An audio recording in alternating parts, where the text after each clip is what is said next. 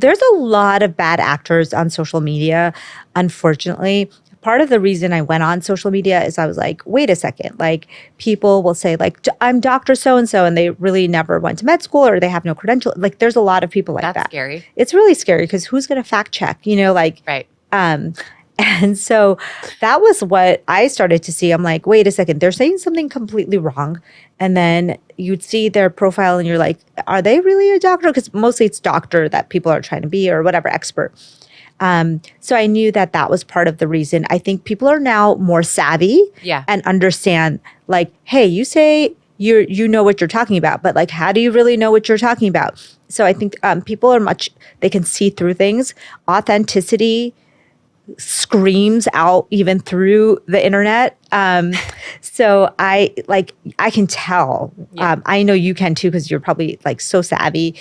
All of us. I mean, we know when someone's like trying to do this for money. We know when someone's trying to do this for just getting fame. And sometimes it's very subtle and you have to follow them for a while or you have to do a little digging to figure that out. So I think it's worth it. Like if you're taking medical like health advice from someone, like make sure they have a background or have some expertise. Not to say that your friend who has no medical background doesn't have something interesting to say, but remember that that's like an N of one experiment. Yeah.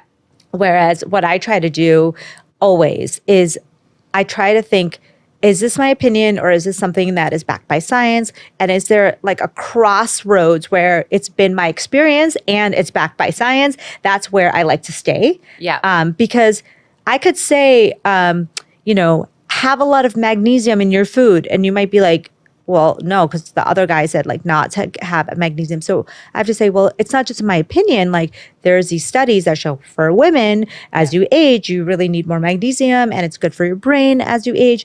And there's just some good data to support that. Yeah. And it doesn't have to be like 1,000 studies, but like something that actually backs up what you're saying. Right. So I think, trust your intuition if it seems too good to be true.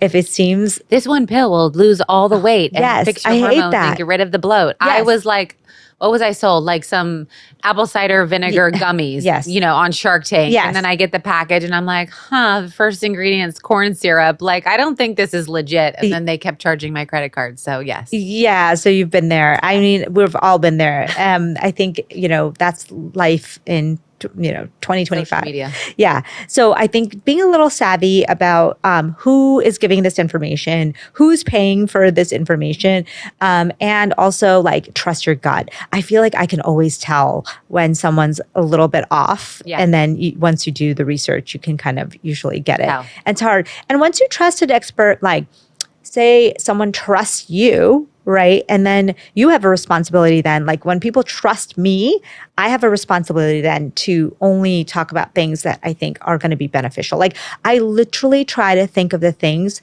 that can help people find their own gifts. And so I always knew that I wanted to do something that makes an impact or do something that I couldn't maybe do if I was back in, that small little town.